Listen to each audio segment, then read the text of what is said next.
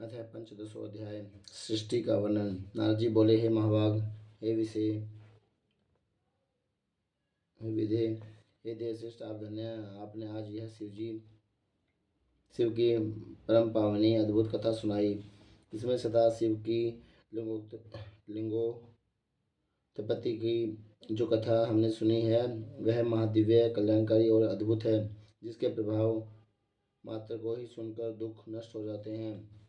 इस कथा के पश्चात जो हुआ उसका महात्म्य और उसके चरित्र का वर्णन करें। यह सृष्टि किस प्रकार से हुई इसका भी आप विशेष रूप से वर्णन करें।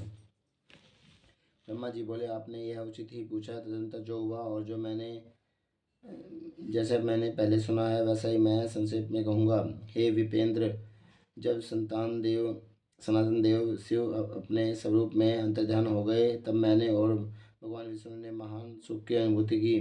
तदनंतर हम दोनों ब्रह्मा और विष्णु ने अपने अपने हंस और वारे रूप का परित्याग किया।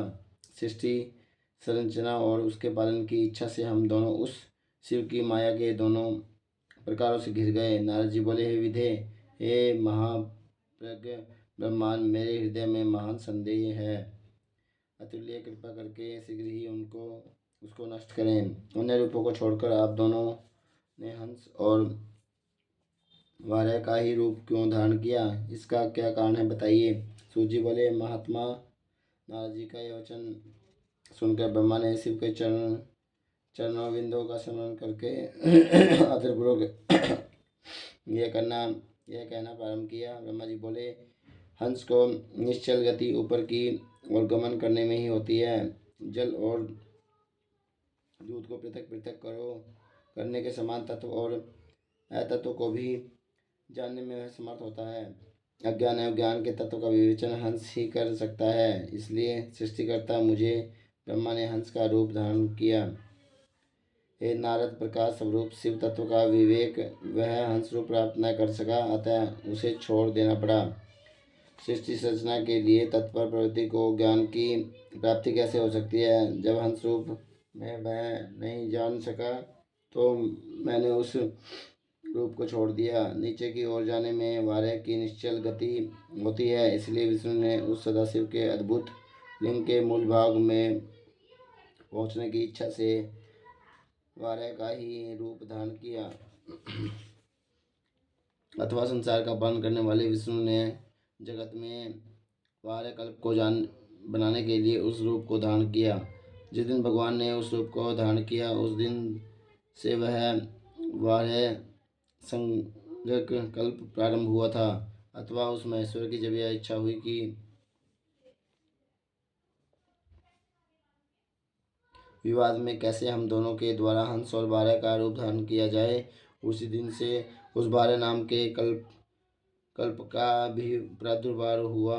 हे नारद, सुनिए, मैंने इस प्रकार से तुम्हारे प्रश्नों का उत्तर प्रस्तुत कर दिया है। मुने, अब सदाशिव के चरण कमल का स्मरण करके मैं सृष्टि सर्जन की विधि बता रहा हूँ। ब्रह्मा जी बोले, हे मुने, जब महादेव जी अंतर्ध्यान हो गए तब मैं उनकी आज्ञा का पालन करने के लिए ध्यानमग्न हो कर्तव्य का विचार करने लगा। उस समय भगवान शंकर को नमस्कार करके श्री हरि से ज्ञान पाकर परमानंद को प्राप्त होकर मैंने सृष्टि करने का ही निश्चय किया है। तात भगवान विष्णु भी वहाँ सदाशिव को प्रणाम करके मुझे उपदेश देकर तत्काल अदृश्य हो गए। मैं ब्रह्मांड से बाहर जाकर भगवान शिव की कृपा प्राप्त करके बैकुंठ धाम में पहुंचकर सदा वहीं रहने लगे। मैंने सृष्टि की इच्छा से भगवान शिव और विष्णु का स्मरण करके पहले के रचे हुए जल में अपनी अंजलि डालकर जल को ऊपर की ओर उछाला। इससे वहाँ 24 तत्वों वाला एक अंड प्रकट हुआ। हे विप्र, उस जल रूप अंड को मैं देख भी न सका, इतने में वह विराट आकार वाला हो गया। मुझे बड़ा संशय हुआ और मैंने अत्यंत कठोर तप करने लगा। 12 वर्षों तक मैं भगवान विष्णु के चिंतन में लगा रहा। ये तात, उस समय के पूर्ण होने पर भगवान श्री हरि स्वयं प्रकट हुए और बड़े प्रेम से मेरे अंगों का स्पर्श करते हुए मुझसे प्रसन्नतापूर्वक कहने लगे। विष्णु बोले, हे ब्रह्मांड, आप पर मांगिए, मैं प्रसन्न हूँ। मुझे आपके लिए कुछ भी अधेय नहीं है। भगवान शिव की कृपा से मैं सब कुछ देने में समर्थ हूँ। ब्रह्मा जी बोले, हे महाभाग, आपने जो मुझ पर कृपा की वह सर्वथा उचित ही है, क्योंकि भगवान शंकर ने मुझे आपके हाथों में सौंप दिया था। हे विष्णु, आपको नमस्कार है। आज मैं आपसे जो कुछ मांगता हूँ उसे दीजिए।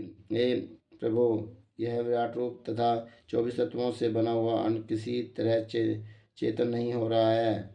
यह बड़ी भूत दिखाई देता है। हे हरे, इस समय भगवान शिव की कृपा से आप यहाँ प्रकट हुए हैं। आप शंकर की शक्ति से संभूत इस अन्न में चेतनता लगाइए। मेरे ऐसा कहने पर शिव की आज्ञा से मैं तत्पर रहने वाले महाविष्णु ने अनंत रूप का आश्रय लेकर उस अन्न में प्रवेश किया। उस समय मैं परम पुरुष के सहस्त्रों मस्तक, सहस्त्र नेत्र और सहस्त्र पैर थे। उन्होंने भूमि को सब ओर से घेरकर उस अन्न को व्याप्त कर लिया। मेरे द्वारा भली भांति स्तुति किए जाने पर जब श्री विष्णु ने उस अन्न में प्रवेश किया तब वह 24 तत्वों वाला अन्न सचेतन हो गया। पाताल से लेकर सत्यलोक तक की अवधि वाले उस अन्न के रूप में वहाँ विराट श्री हरि ही विराज रहे थे। पंचमुख महादेव ने केवल अपने रहने के लिए सुरमय कैलाश नगर का निर्माण किया, जो सब लोकों से ऊपर सुशोभित होता है। हे देवर से, संपूर्ण ब्रह्मांड का नाश हो जाने पर भी वैकुंठ और कैलाश उन दोनों का कभी नाश नहीं होता। हे मुनिश्रेष्ठ, मैं सत्यलोक का आश्रय लेकर रहता हूँ। हे तात, महादेव जी की आज्ञा से ही मुझ में सृष्टि रचने की इच्छा उत्पन्न हुई है। हे तात, जब मैं सृष्टि की इच्छा से चिंतन करने लगा उस समय पहले मुझसे पापपूर्ण तपोगुणी सृष्टि का प्रादुर्भाव हुआ, जिसे अविद्या पंचक कहते हैं। उसके पश्चात प्रसंचित मैंने स्थाव संज्ञक मुख्य सर्ग की रचना की, जो सृष्टि सामर्थ्य से रहित था। पुनः शिव की आज्ञा से मैंने ध्यान किया। उस मुख्य सर्ग को वैसा देखकर अपना कार्य साधने के लिए सृष्टि करने के इच्छुक मैंने दुख से परिपूर्ण स्रोत तिरछे उड़ने वाले सर्ग का सृजन किया। वह भी पुरुषार्थ साधक नहीं था। उसे भी पुरुषार्थ साधक की शक्ति से रहित जानकर जब मैं पुनः सृष्टि का चिंतन करने लगा तब मुझसे शीघ्र ही सात्विक सर्ग का प्रादुर्भाव हुआ, जिसे उदर स्रोत कहते हैं। यह देवसंग के नाम से विख्यात हुआ। यह देवसर्ग सत्यवादी तथा अत्यंत सुखदायक है। उसे भी पुरुषार्थ साधन से रहित मानकर मैंने अन्य सर्ग के लिए अपने स्वामी श्री शिव का चिंतन आरंभ किया। तब भगवान शिव शंकर की आज्ञा से एक रजोगुणी सृष्टि का प्रादुर्भाव हुआ, जिसे अर्वाक श्रोता कहा गया है। जो मनुष्य सर्ग कहलाता है वह सर्ग पुरुषार्थ साधन का अधिकारी हुआ। तदनंतर महादेव जी की आज्ञा से भूत आदि की सृष्टि हुई। इस प्रकार मैंने 5 प्रकार की सृष्टि की। इसके अतिरिक्त 3 प्रकार के सर्ग मुझ ब्रह्मा और प्रकृति के सानिध्य से उत्पन्न हुए। इसमें पहला महतत्व का सर्ग है, दूसरा सूक्ष्म भूतों और तीसरा वैकारिक सर्ग कहलाता है। इस तरह ये 3 प्राकृतिक सर्ग हैं। प्राकृतिक और वैकृतिक दोनों प्रकार के सर्गों को मिलाने से 8 सर्ग होते हैं। इसके अतिरिक्त 9वां कुमार सर्ग है, जो प्राकृत और वैकृत भी है। इन सब में अवान्तर भेद हैं जिनका वर्णन मैं नहीं कर सकता। उसका उपयोग बहुत थोड़ा है। अब मैं द्विजात्मक सर्ग का वर्णन कर रहा हूँ। इसी का दूसरा नाम कौमार्ग सर्ग है, जिसमें सनक सनंदन आदि कुमारों की महान सृष्टि हुई है। सनक आदि मेरे 5 मानस पुत्र हैं, जो मुझ ब्रह्मा के ही समान हैं। वे महान वैराग्य से संपन्न तथा उत्तम व्रत का पालन करने वाले हुए। उनका मन सदा भगवान शिव के चिंतन में ही लगा रहता है। वे संसार से विमुख एवं ज्ञानी हैं। उन्होंने मेरे आदेश देने पर भी सृष्टि के कार्यों में मन नहीं लगाया।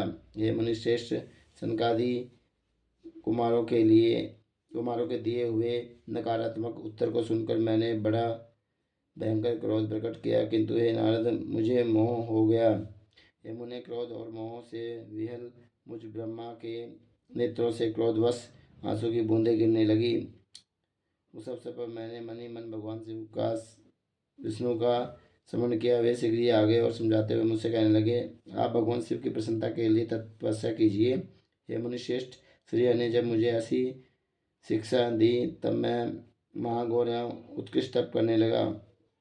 सृष्टि के लिए तपस्या करते हुए मेरे दोनों बाहों और नासिका के मध्य भाग से जो उनका अपना ही अविमुक्त नामक स्थान है, महेश्वर की 3 मूर्तियों में अन्यतम पुरांश सर्वेश्वर एवं दया सागर भगवान शिव अर्धनारीश्वर रूप में प्रकट हुए, जो जन्म से रहित तेज की राशि स्वर्ग तथा सर्व करता है। उन नील लोहित नामधारी भगवान उमावल्लभ को सामने देखकर बड़ी भक्ति से मस्तक झुकाकर उनकी स्तुति करके मैं बड़ा प्रसन्न हुआ और उन देवेश्वर से बोला, हे प्रभु, आप विविध जीवों की सृष्टि करें। मेरी ये बात सुनकर उन देवादिदेव महेश्वर रुद्र ने अपने ही समान बहुत से रुद्रगणों की सृष्टि की। तब मैंने स्वामी महेश्वर महारुद्र से फिर कहा, हे देव, आप ऐसे जीवों की सृष्टि करें जो जन्म और मृत्यु के भय से मुक्त युक्त हों। हे मुनिश्रेष्ठ, मेरी ऐसी बात सुनकर करुणा सागर महादेव जी हंसकर मुझसे कहने लगे। महादेव जी बोले, विधे, मैं जन्म और मृत्यु के भय से युक्त अशोभन जीवों की सृष्टि नहीं करूँगा, क्योंकि वे कर्मों के अधीन होकर दुख के समुद्र में डूबे रहेंगे। मैं तो गुरु का स्वरूप दान करके उत्तम ज्ञान प्रदान कर दुख के सागर में डूबे हुए उन जीवों का उद्धारमार्ग करूँगा, उन्हें पार करूँगा। ये प्रजापति, दुख में डूबे हुए समस्त जीवों की सृष्टि तो आप करें। मेरी आज्ञा से इस कार्य में प्रवृत्त होने के कारण आपको माया नहीं बांध सकेगी। ब्रह्मा जी बोले, मुझसे ऐसा कहकर श्रीमान भगवान नीलोहित महादेव मेरे देखते ही देखते अपने पार्षदों के साथ तत्काल अंतर्ध्यान हो गए। इति श्री शिव महापुराण द्वितीयाय रुद्र संहितायां प्रथम खंडे सृष्टिपुख्याने रुद्रावतारवि वर्णन नामक 15वां अध्याय। इस प्रकार से शिव महापुराण के अंतर्गत द्वितीय रुद्र संहिता के प्रथम खंड में सृष्टि के उपक्रम में रुद्रावतारवि विभो वर्णन नामक 15वां अध्याय पूर्ण हुआ।